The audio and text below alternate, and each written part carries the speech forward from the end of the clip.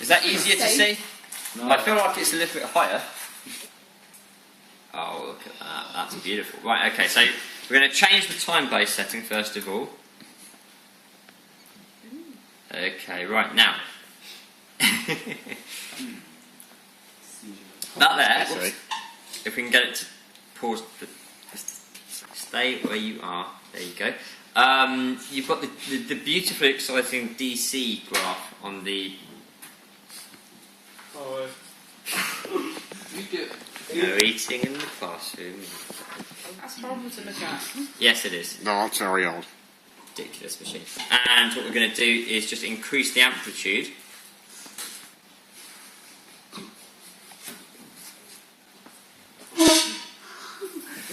Oh. Come on. Oh, okay, right, here we go. If we increase the frequency even more, there we go, we can see it going.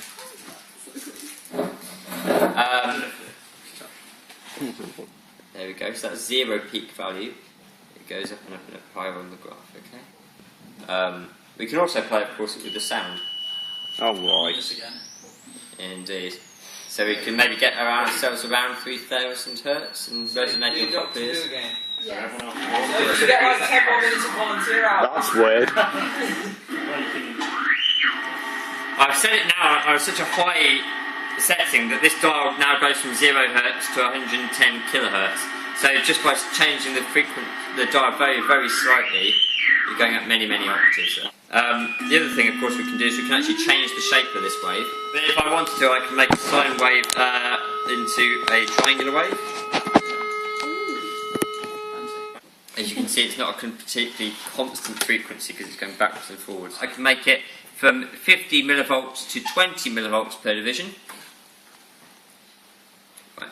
And the rest of these settings aren't all that important to you. So all you need to know is your time base and your Y gain, which is your time settings and your voltage settings. So you won't see a graph in the exam that looks like that, which is good because it'd be ridiculously difficult to interpret.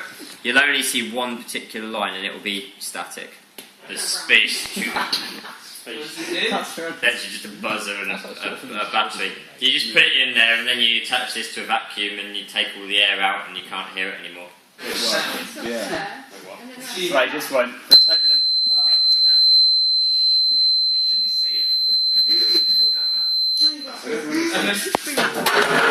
What? No, that's cool.